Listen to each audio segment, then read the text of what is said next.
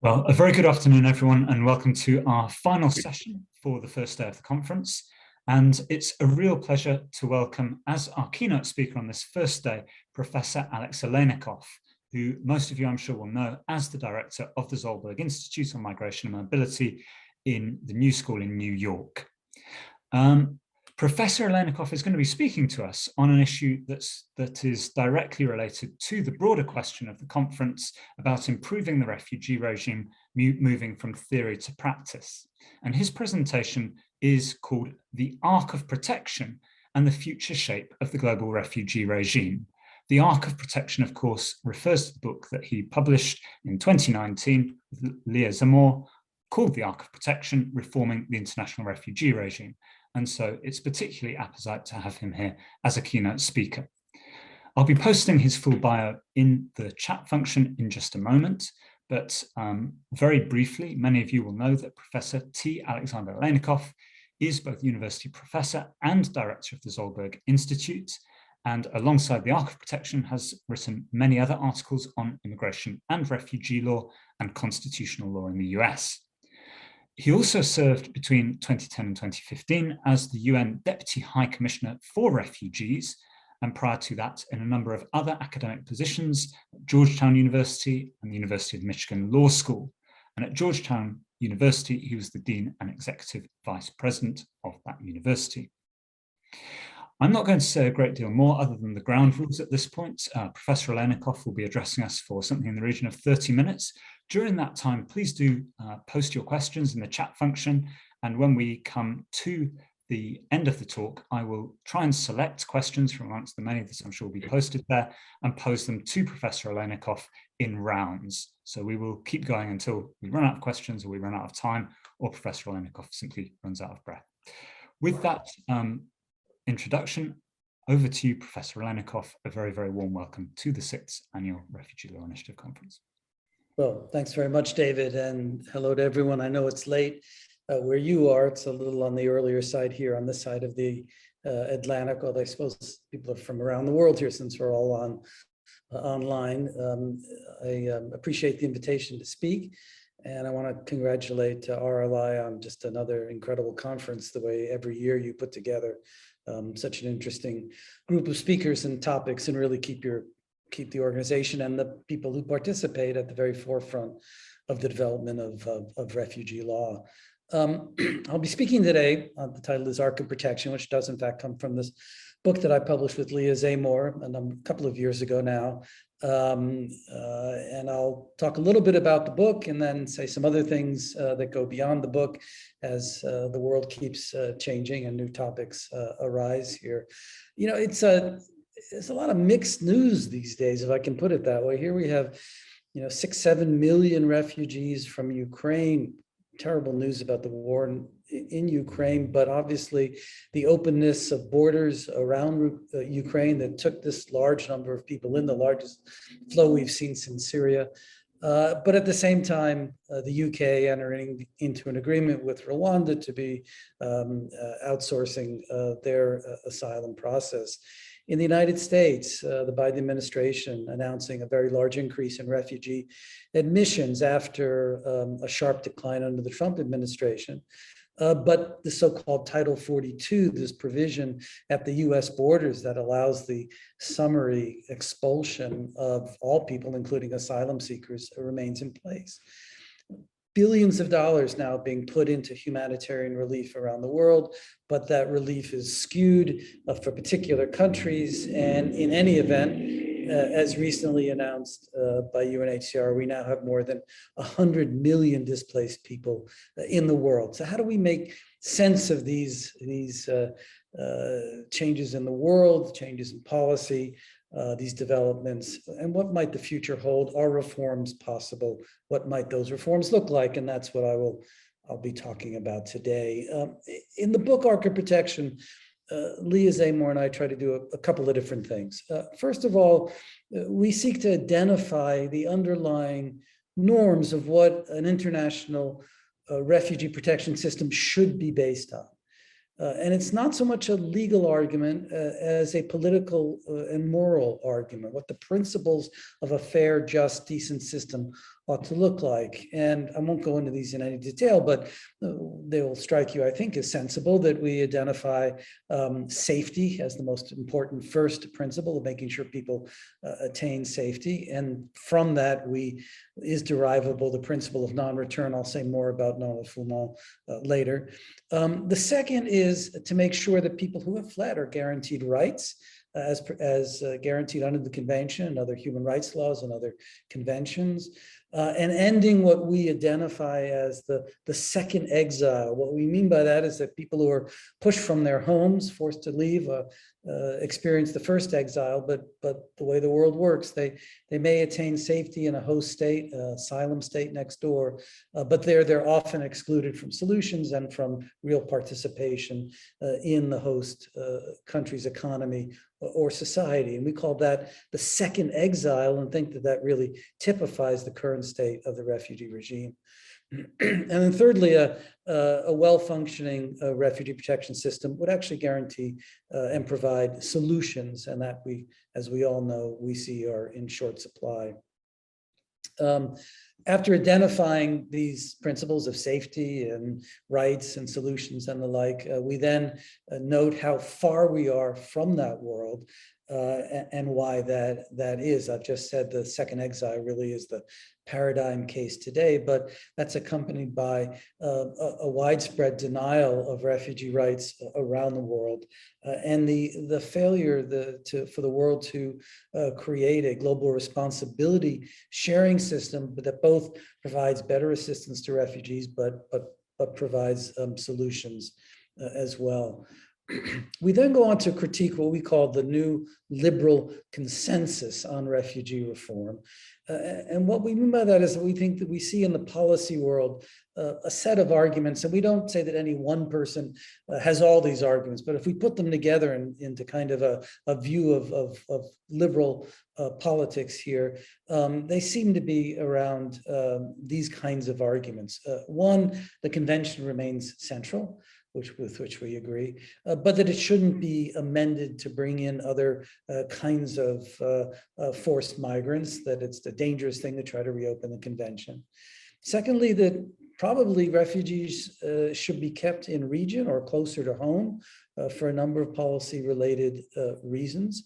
That might mean still an increase in the very small number of resettlement cases around the world, but generally we should be focusing on refugees in host countries, asylum countries, or countries nearby in the region, bringing in development agencies to give them better chance to push their life forward, restore their communities, and work on self-reliance. But in this story, this new liberal consensus that we identify, there's really almost no focus on rights. And there's no real discussion of what a global responsibility sharing system would look like, other than what we call the kind of traditional bargain, which is the global north pays money and not nearly enough to try to keep refugees in the global south and prevent their onward movement. So against that new liberal consensus, which we think dominates really an awful lot of the political debate around the world, even for those seeking reform of the system, we describe our set of reforms that we propose. And in doing this, we tell an historical story of the growth of the regime, both as a legal and a practical matter, how the system has evolved. And we do say that despite lots of current problems that all of you are aware about in the current system, that there has been movement along this arc of protection. And let me spend a few minutes on what we mean by that, and some progress we've seen in places maybe where we haven't seen progress. There has been an evolutive, progressive development of the convention definition and the protection regime in general. So for example, and these are things you're well aware of, so I'll be quick about them. The protection of people fleeing civil wars and social violence in their home states. Those folks are recognized as refugees. All the people who fled Syria are called refugees, whether or not they could prove in a Western court a case of targeted persecution or well-founded fear of persecution and the like. But we've moved to a general understanding that people forced from their homes in times of conflict and violence and who cross a border should be embraced by the refugee system. And we've also moved a long way along that curve in terms of recognizing that persecution can be at the hands of private actors where states are unwilling or unable to prevent the violence and the persecution. And that's led to development of the law to embrace cases based on gender and domestic violence cases, and then cases based on gang violence and LGBTQ claims of persecution.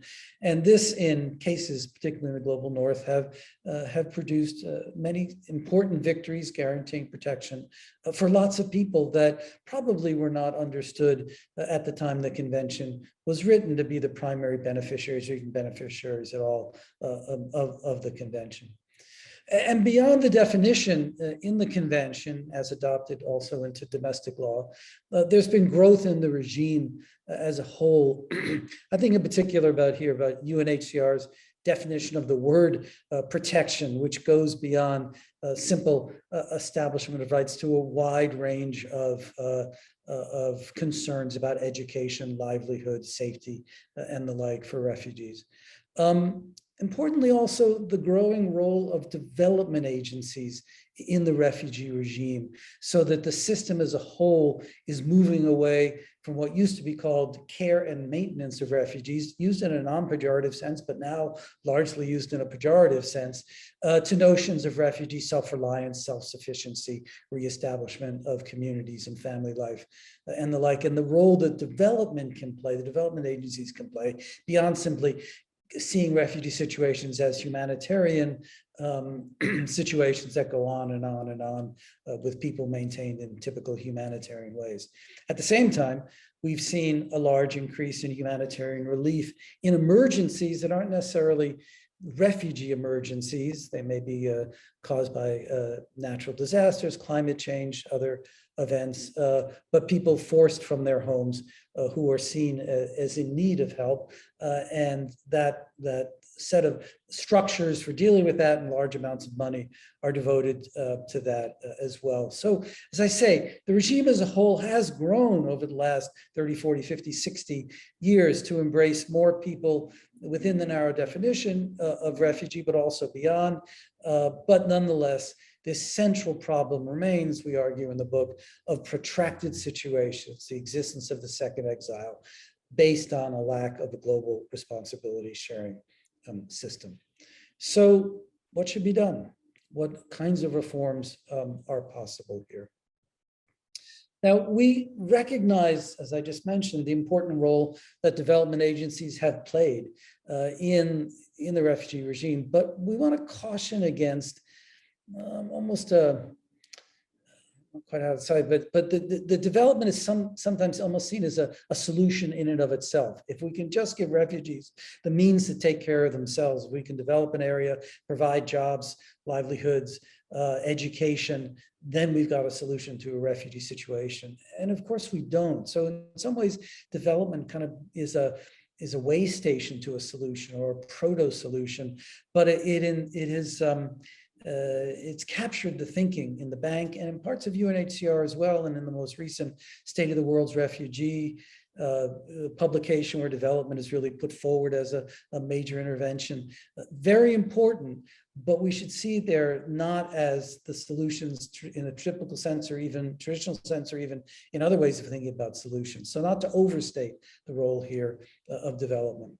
But on the positive side, think about reforms here. One thing is we have got to get back to enforcing refugee rights.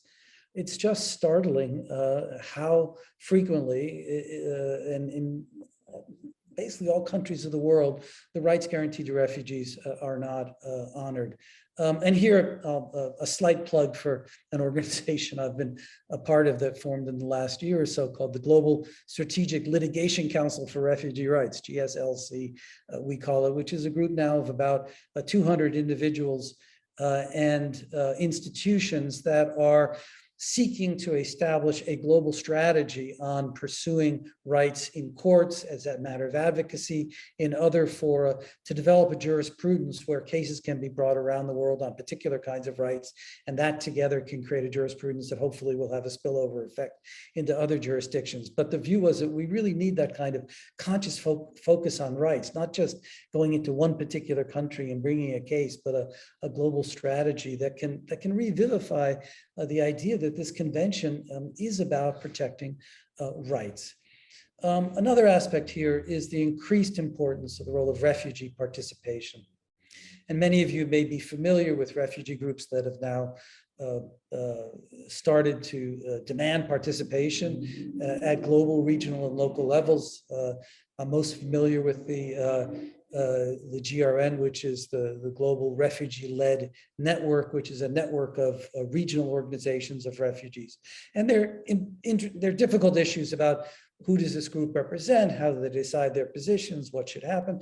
But nonetheless, the idea that refugees should be participating at these various levels of governance in saying what's important to them and proposing new kinds of solutions and programs, I think has caught on in a big way. I think the next big step here will be for XCOM recognition of refugee participation. You know, it's to me very odd that the NGOs are represented officially at the executive committee of UNHCR, and they're given a chance to speak, and there's an umbrella organization that speaks for NGOs, but none for refugees. And I think that will come in due course and will be important. Another important aspect of sort of future development here is increased recognition of the role of both supra and subnational actors. So much of refugee law has been created by and for states. It's been state-centric from the beginning. And now we're seeing important roles at the regional level, both in law and in institutions. And now cities are becoming increasingly involved in refugee protection through the Mayor's Migration Council and other kinds of organizations of cities.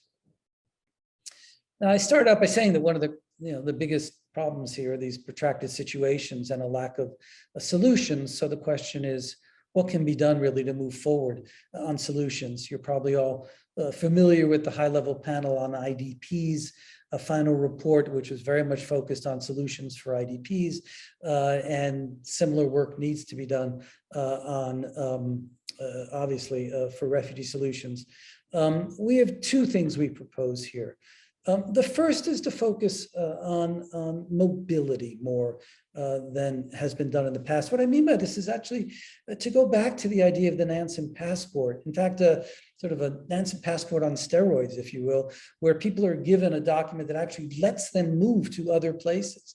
And if we let refugees seek a place where they can reattach to community, provide for their family, take care of themselves, it seems to me would dramatically increase their life chances, their opportunities, their ability to rebuild their lives, but also would make the importance of these big development projects less necessary because people would be taking care of themselves, moving to where they can. Now, the idea that we're going to have free-flowing people around the world, refugees going anywhere in the world, I know is a political non-starter, but I think this could be done starting at the regional or sub-regional level, where refugees are given the rights to move among various, as I said, regions, sub-regional areas. And I think this idea is beginning to catch on. And interestingly, you see it in the Ukrainian response, where under the temporary protection directive, Ukrainians were allowed, and even actually under their visa rules, they were allowed to go to any European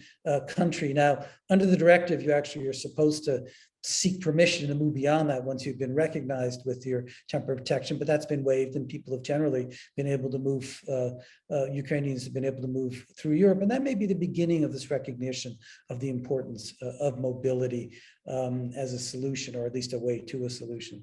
And then secondly here, there needs to be some institutional innovation. We need a structure that catches up to the things that need to be done here. And what we propose is what we call a global platform on forced displacement. I'm going to hold off for that and say a few things first and come back to that towards the end. The book, in terms of the future development of the arc of protection, The book makes a strong claim that the political and the moral principles that we identify establish a broader claim for protection, a broader category of people who are entitled to protection. And we think of this as all persons who are forced to flee. And the phrase we come up with, I've never been entirely happy with my phrase here, but we call this a fleer of necessity, or people who are the concept of necessary flight, meaning, are you living in a situation where it's entirely reasonable that you think it's unsafe to continue to live there and you go elsewhere for safety and to rebuild your lives? Well, why is this important? Well, it immediately expands the category of protected people beyond the convention's definition to include IDPs, to include people fleeing disasters, natural disasters, to include people fleeing the effects of climate change. And there's several things to note about this move away from refugee to fleer of necessity. First of all, it flips the usual way we think about this. We usually think that refugees are the general important case, and then we try to add on to refugees. Well, maybe climate folks are like refugees, or maybe we should be picking up this category of people and fit them into the category. And we say the opposite. We say, look, the general principle here is the world has an obligation, a duty, a responsibility, an ability to help all fleers of necessity, of whom refugees may be a special case, because the bonds of citizenship have been broken, however we want to theorize who a refugee is and why. And of course, they're entitled to protection, but they're a special case of a broader principle of protection for forced migrants. Second thing to note is that the core of refugee protection here is not about surrogacy. You just had a panel on this. I agree with an earlier article David Cantor has written about this, and Guy Gordon Gill's comments today. It's about the reasonableness of flight, or the harm that causes flight, and then really importantly about protection in the hosting state. So it's not a backward look. I mean, the idea of the refugee regime is not a backward looking system to worry about what happened to you in the home state, but rather, now that you've fled and you're in need of protection, what does that mean? How do we take care of you? How do we help you rebuild your life? Now, this may sound radical and so big it could never be adopted, but the claim we make in the book is that we're already largely at this point in the protection regime. Why? Because there are very few people who are actually forced back to countries where the harm is imminent and likely to occur to them. Doesn't mean it doesn't happen. We know it happens. But in the main, most people are able to flee dangerous situations and be recognized as in need of safety elsewhere. Syria, Ukrainian, you can go around the world of these kinds of situations where borders, at least next door, are left open. Of course, what happens afterwards is the bigger problem. So following from this idea that we should be protecting fleers of necessity then, is we have to get to a broader understanding of the non-refoulement principle, right? Now here there's another quirky argument we make in the book here, is that I know for lawyers, it's quite common to say that non-refoulement is the core of the refugee system. But we don't agree with that. We think that the non-refoulement principle follows from the principle of safety and rights. That is, if someone is compelled to leave their home, you've got to give them safety and you've got to give them rights. And of course, you can't return them to a place where they're going to flee again because they're likely to be harmed. But the focus should be on how people are treated once they've had to flee, what kinds of rights they're given, how they can rebuild their lives, what a solution might look like. And the non-refoulement is an obvious implication of that, but not the core of the system. As we move to a broader principle of non-refoulement, we're going to have to come up with some creative legal arguments, because you're not going to get it out of Article 33, which is linked to the convention definition. And I think you'll hear later, you will hear from Jane McAdam. I'm not sure if this is what she'll speak about. In other places, she's written about how one might be able to develop a broader non-refoulement principle from human rights law.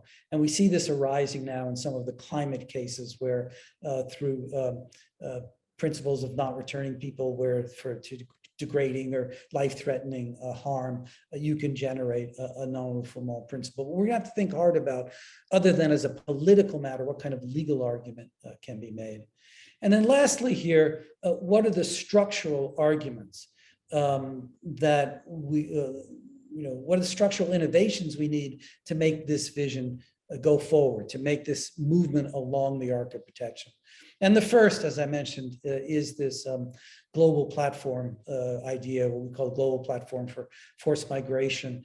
And it's we're proposing not a new UN organization, but something that looks a bit like the global platform for AIDS, tuberculosis, and malaria, which is an alliance of states, of civil society, of international organizations, of corporations, if they want to get involved, private sector, that together say, when there is a global emergency, a refugee situation around the world, immediately comes in at the global level and says, we got a problem here. How are we going to divide up responsibility? How are we going to take care of people? What are some solutions we can try to put in place? Actually begin to create a kind of global responsibility sharing system. Now, we have proposed this, and I see that there's a hint of this in the Secretary General's common agenda, which he's announced, which is called for an emergency platform to be convened in response to complex mobile crises. I like to think this idea came from reading our book. I think that's very unlikely, but nonetheless, it is certainly compatible with what we recommend here. It's not really defined well in the common agenda. We'll see how it gets developed, but I think it's onto something here about we need this kind of alliance of states and other actors, international organizations, to really make progress. And that's what the system lacks. And that's why, in part, we have these protracted situations. And then lastly here, and this is a question that's asked all the time, and the refugee scholarly community does not have good answers on this, is how do you work on root causes? What can we do about that? Those of us who've been in this field a long time kind of say, it's sort of left to the political guys, and we don't know how to solve conflict, whatever. But I'm intrigued by this from the climate perspective. If we're going to grow, if the arc of protection will grow to include people forced from their homes because of disasters and climate change, there you really do have a possibility. Again, here's a good role for development on working on root causes. You can build resilience and preparedness in hotspots where climate change is likely. Now, obviously, if the sea level covers the island, there's not much you can do, but you may be able to deal with increasing heat or desertification or large floods occasionally, or big storms through serious work at the place of origin. So I think we need to expand our understanding of the protection regime here, both upstream and downstream, meaning to work on root causes, to provide for a structure that really takes seriously a search for solutions. I just want to end by underscoring an argument that was in the Burton and Allison paper this morning, that this is not just a function of more law. We've made some legal arguments here, but this really has to be complemented by more dollars, new institutions, interstate cooperation, changes in state conduct, regional arrangements, and the like. And I guess what I'm saying here is sort of less law and more politics if we're really going to make progress on these issues. David, back to you. Fantastic. I can't believe that you've solved the world's problems in 25 minutes, but that was a whistle tour of many of the issues that afflict the global refugee regime. And of course, I really like the way that you were able to draw out from the book that you'd written with Liz. I'm all about the positive proposals that you put forward, because I think it's all very easy to diagnose problems, but actually, firstly, recognizing that we are on an arc of protection, that not everything is gloomy. We have in fact made incremental progress over the last 70 years in all sorts of ways, but also where that might then take us next, I think is a really intriguing thought for the kinds of questions that we're asking today in this conference. I can see that questions are starting to appear in the chat, but I hope you will excuse me if I just ask you 3 very quick questions, which I think may allow people time to start developing their own in the chat as well. The first question that I had, just listening to you, is you talked about there being a liberal consensus around some of these issues. Now, I wondered how far that liberal consensus you feel stretches. Are we talking about a small minority of states which are part of this liberal consensus?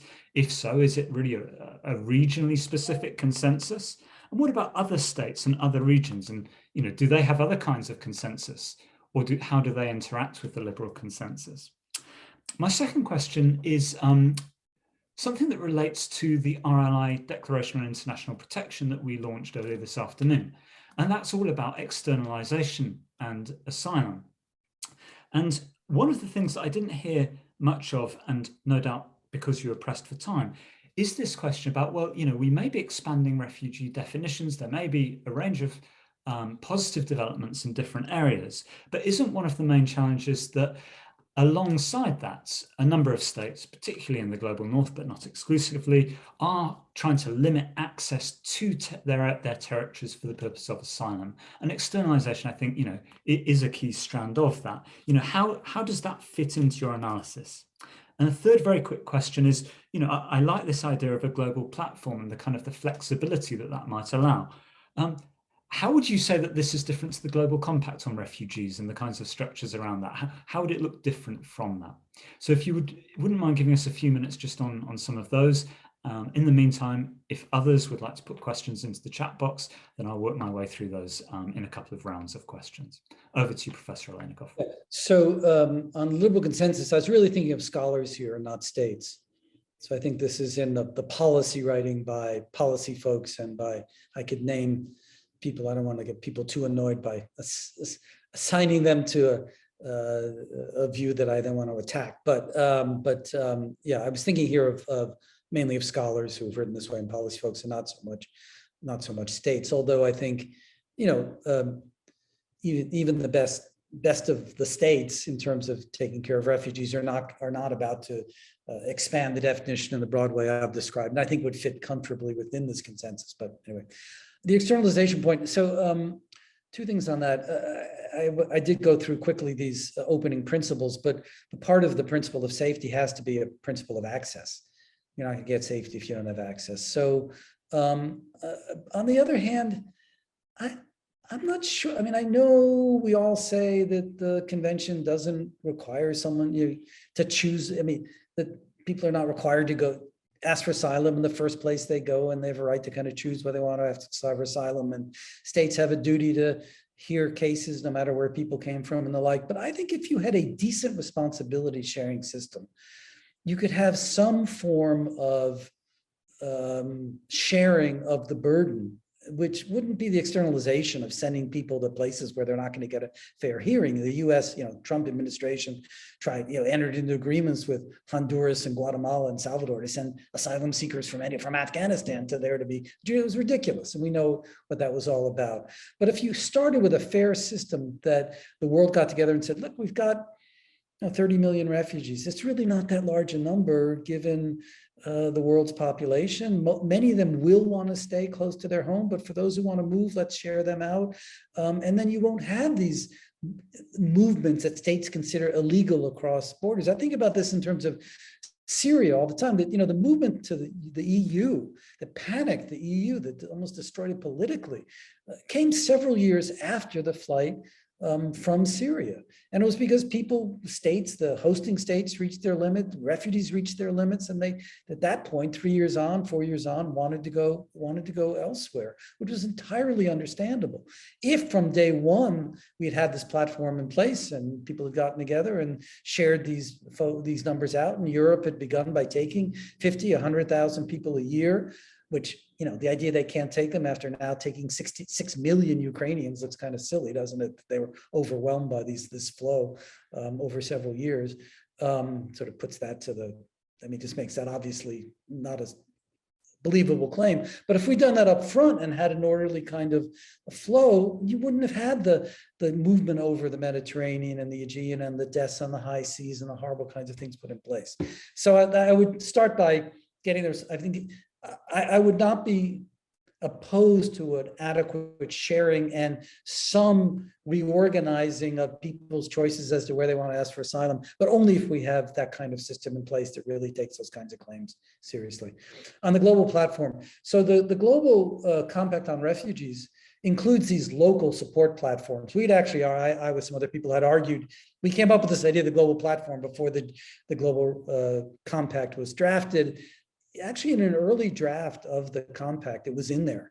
We had persuaded some states to sort of take this on. And then I guess if UNHCR is listening, they can disagree with me. I think it was UNHCR that kind of tanked the proposal for fear that it was going to create this competing structure with UNHCR. Some of the other states didn't want it. And so it got watered down into these so-called support networks, which, support platforms, which are then convened at a local level or a slight sub-regional level for particular problems. I think eventually, if those work, and they're working to some extent, those will grow into eventually some kind of global platform that'll watch over them and support them and be a backstop for those. So it's not inconsistent with the compact, but it's not called for in the compact now, and I think would be a good development. Back to you, David. Many thanks indeed. The questions are starting to mount up, so I'm going to give you a first round and then we can take hopefully a second, possibly even third. So the first two questions relate to the scope of this concept of necessary flight.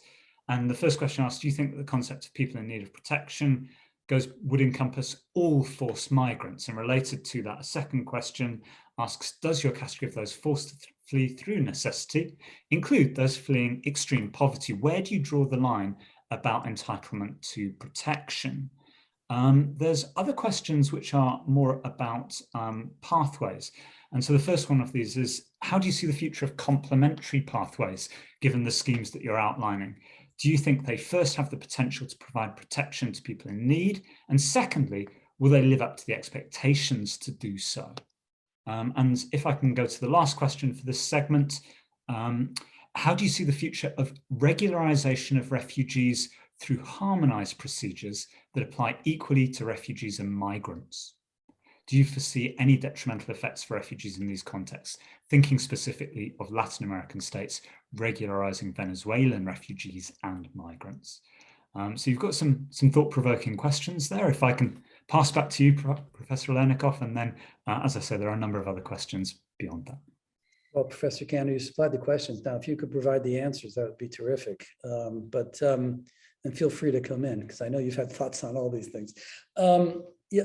So I guess I wouldn't say protection for all forced migrants. I'd say protection for all necessary fleers. Now, whether that comes out to all forced migrants, we'd have to sort of talk through. But it'd be basically, yes, people who have a reasonable reason for fleeing their homes and thinking they're unsafe and subject to violence or other kinds of depredations, where staying home is not a reasonable alternative. The system should offer protection. And in saying that, again, the claim is not that anyone who flees is entitled to all the rights in the Refugee Convention or elsewhere.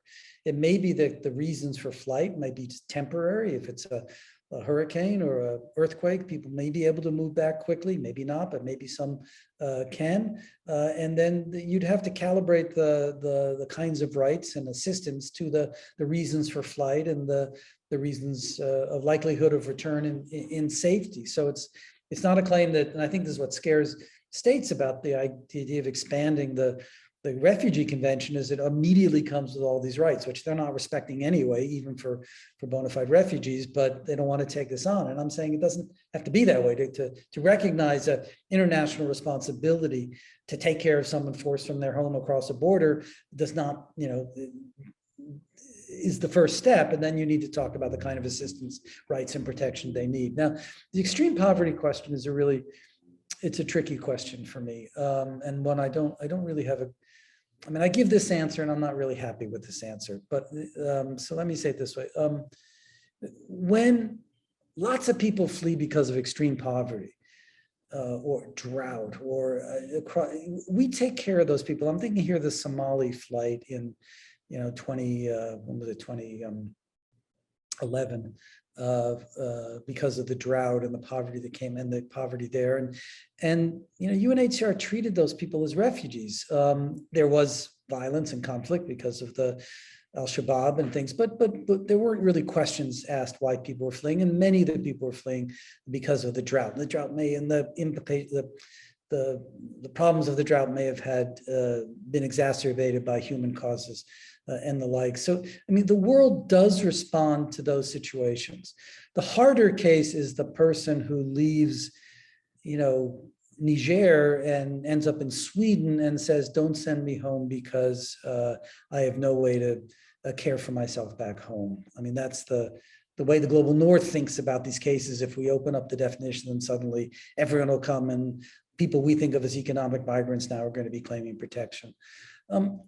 Look, I think in certain of those situations, there needs to be humanitarian relief in the receiving states. I mean, if people can really, demonstrate, not by showing that they meet the refugee definition, but through some sense that they, really in their home place of residence and their country, the situation's really made it so that people are starving and there's no place to go and no place to take care of themselves. Yes, the world should respond to that.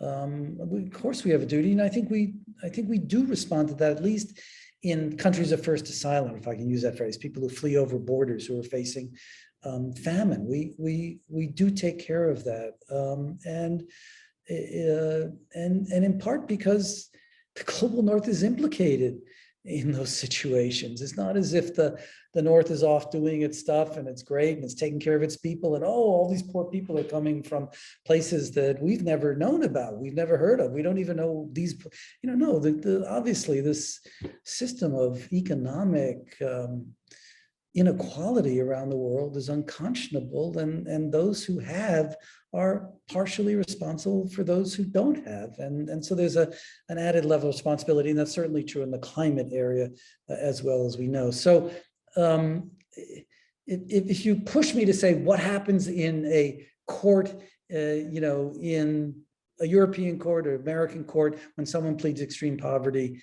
I don't have a great answer.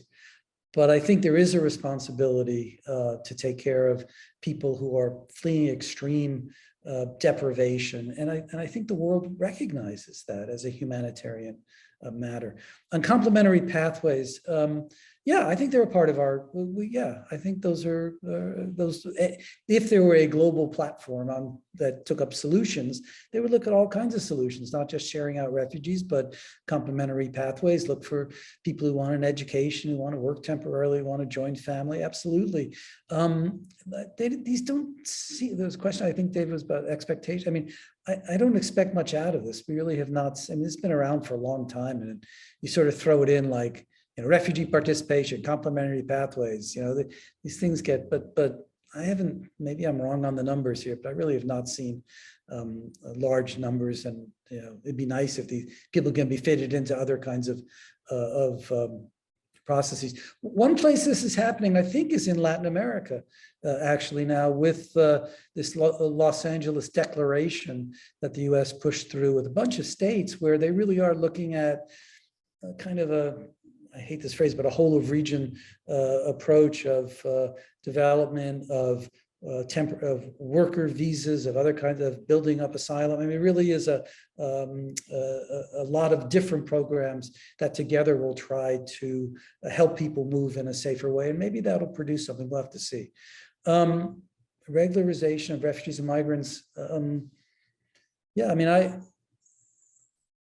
would think that any long-staying refugee or migrant in some other status in another country who has, been there for a while and has really sort of become part of the community ought to be regularized. I'm not exactly sure what the question is about, but I think regularization should follow from a long peaceful stay. Well, many thanks. That's, again, fantastic that you were able to address so many questions in such a short space of time, but I'm afraid you've encouraged me to now ask an even greater number. So we have quite a few questions now that start to get to this issue about, what do we do next? And, how do we deal with things like root causes? And the first one is, when we're talking about root causes of forced migration or displacement, the approach that seems to be becoming more current is that based on the idea of a humanitarian development peace nexus, which can equally be applied to climate change. In essence, how useful do you think an approach like that would be within the scheme that you've outlined? There's a second question, which is not exactly related, but speaks more to questions about solution. It's again coming back to this idea of mobility as a solution, asking if you could say a little bit more about the idea of mobility as a solution, especially in the context of protracted displacement, i.e. it's important to reframe mobility as a solution rather than a threat. And the question, I think, really is, how could states be persuaded to do this in practice? A similar question in relation to solutions is, how can we push back against trends of securitization and containment from the global north on questions about responsibility sharing and burden sharing? And I think very lastly, just as a slightly different kind of question, many experts address the international refugee framework prefer to put forward a moral argument rather than a legal one. Do we need less law and more politics because international refugee law is inadequate, or because politics dictates how law is interpreted and implemented? So a more philosophical question for you there. Over to you. We might have time for one or two at the very end, but I think that's plenty to getting along with. Yeah, so I'll try to be brief. I don't know, I'm always skeptical when the UN talks about humanitarian development, peace, nexus, the triad, whatever, because these, as I've been talking to some people recently about this who've been watching over this, who said really not much has been accomplished by this, and it's just led to new committees and new, group, so what does it really mean other than a set of words? But I mean, I do think on a sort of project by project basis, there really is a chance to work on root causes on the climate side. As I mentioned, really bringing development actors in. We can identify pretty well around the world the hotspots, where storms are getting bigger, where heat is going up, and through disaster risk reduction and preparedness. And I mean, we do have ways of dealing with that. And I mean, I think that those could be identified. There could be a humanitarian development program together. I'm not sure exactly what the idea of throwing peace in, I guess, is a way to try to also work on conflicts, but the UN has showed itself just unable to stop conflict around the world. So I'm much more skeptical of the ability to do this in the conflict area than in the climate area.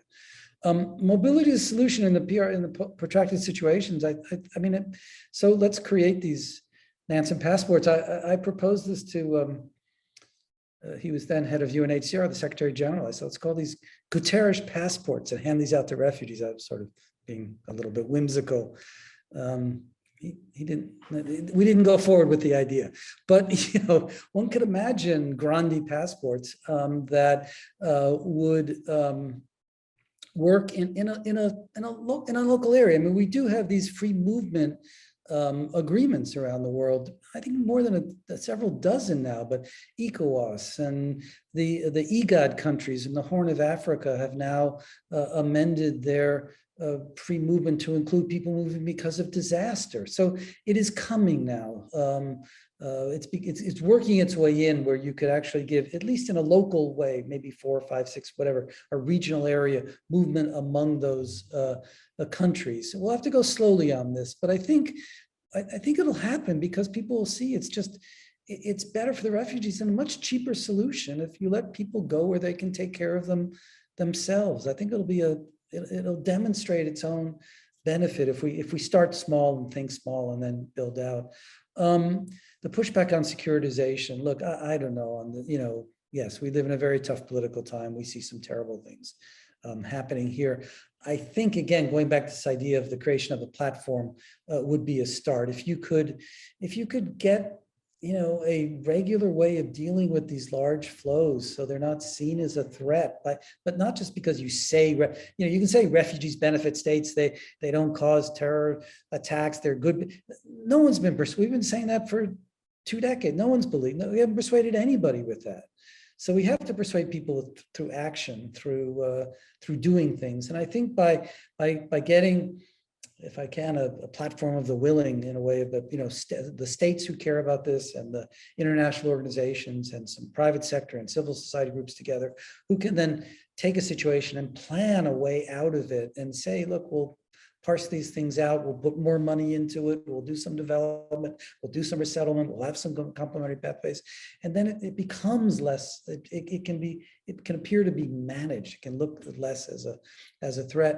This will require very serious, require leadership, either by a couple of states or the UN, and maybe through the Secretary General's common agenda we'll get there, but it'll require. Now, law and politics. I mean, look, I grew up in the critical legal studies movement in the United States as a law professor. So law is politics, politics is law. It works both ways. I mean, legal developments affect politics, and politics affects the development of law here. But when I say less law and more politics, I guess what I mean by that is that these changes I'm describing, many of them are not legal changes, and they will come through political advocacy. And so groups like the Global Refugee-Led Network, lawyers bringing lawsuits, or taking cases to the Human Rights Committee. I mean, there are lots of different ways you can put pressure on the system. You can have elections that change policies, as we had in the United States. Maybe we'll have in the UK if they discover a few more parties at 10 Downing Street. These things can change, but it's going to come through that. It's going to come through political mobilization and not through scholarly articles, sorry to say, for all of us. And it's not going to come through more demonstrations about how good refugees are for hosting state. It's going to come through demanding these things. One of the other things we talk about in the book is, it's interesting that the hosting states haven't gotten together and kind of formed an alliance. The major hosting states. Now it's difficult now with Ukraine because does that include Poland and Germany, et cetera, but at least maybe hosting states in the global South, sort of saying to the North, this game's over unless you do the following things. We haven't seen that. Now that could come at the expense of refugees, and you have to be really careful about that. But, there are ways that hosting states, I think, could put pressure on the North more than has been done. Is that vaguely responsive to the questions, David? Yeah, no, very much so. I very much like the idea of this, persuasion through action, whether that's building from the ground up or litigating. I think, you've really put your finger there on where the impetus for change, if it will come in a positive way, is likely to come from. You've got just a few more questions. I think it's late in the day and, you've managed to get through so quickly, but I would just like to pose them to you before we wrap up. The first of those is about refugee participation, an issue that you mentioned, and something, of course, that our third keynote, Sana Mustafa, will be talking about in more depth on day 3. And the comment says, I appreciate your comment on promoting refugee participation in contributing to solutions. How could we make these discussions we are having as academics or practitioners more accessible to refugees? For example, access to educational refugee rights, law, policy, or books and articles often under paywalls. And the second question is one that's come directly, and it's about actually internal displacement. And I know that's something we've been talking about recently, but if you have a large category of individuals who require protection as forced migrants, then actually the questions you've been asking about where one draws the boundaries around that become, I think, even more acute than for those who are crossing borders. Because if you think about, for example, movements in countries, developed countries and developing countries, global north, global south, there are many people who move for economic circumstance. And, a good number of those people are, to some extent, forced to do that.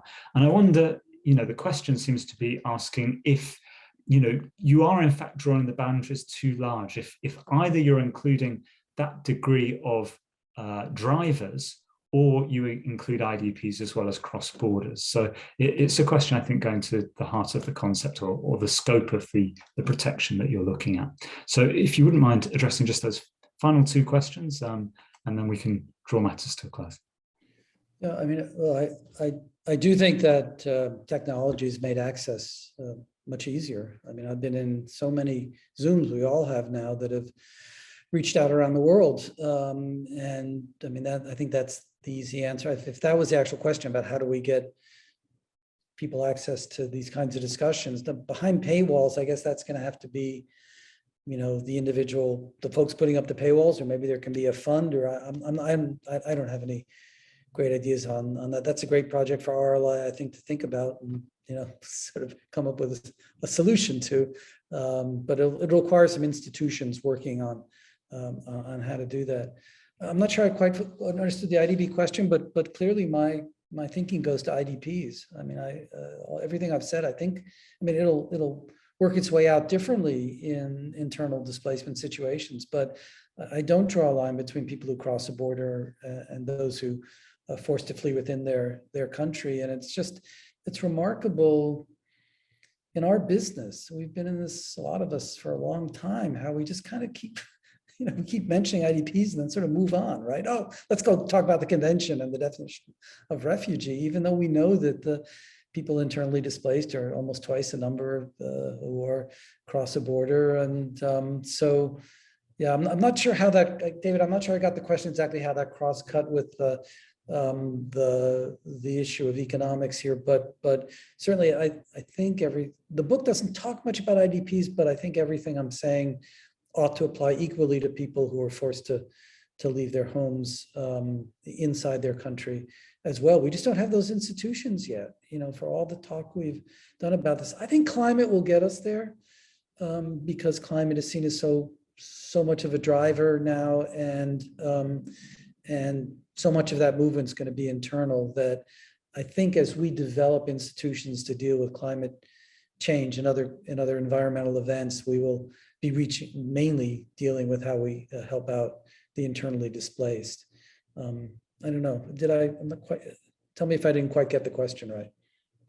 I suspect I didn't. I mean, in essence, I think what it was asking is, if you're going to include poverty as a driver for forced migration, you're looking at an enormous population of people who move internally for those reasons. Is it feasible? But I think you have answered that question, and my apologies to the asker for mangling your very straightforward question. Fantastic. Well, Professor Aleinikoff, it's been an absolute pleasure to have you with us here as our keynote speaker on the first day. You've really engaged with a very wide range of questions that have come in. You've given us an insight into areas of constructive thinking where we might be looking to develop ideas about improving the refugee regime, not just on a theoretical basis, moving beyond, if you like, as you said, the liberal scholarly consensus, but thinking about how those ideas then move into practice. And, I'm particularly encouraged to see your global platform on strategic litigation, and, wish that a great deal of luck. I'm sure our refugee law clinic here at the University of London, run by the RLI, would be very keen to be involved in that. To the extent that the RLI can support equally, we would be very happy to do so. It strikes me that there are a number of questions that probably others will want to follow up on at some later stage. So don't be surprised if you receive, emails following the presentation. But on behalf of the RLI, I would like to say just how grateful we are for the presentation. And it's been a fantastic experience just, having that whistle-stop tour of all that very, very big picture thinking. I think often as lawyers, we end up kind of in amongst the weeds a little too much, as the questioner from the philosophy basis asks, do we sort of lose ourselves amongst the law and forget about the broader picture? I think you've painted that broader picture really nicely for us.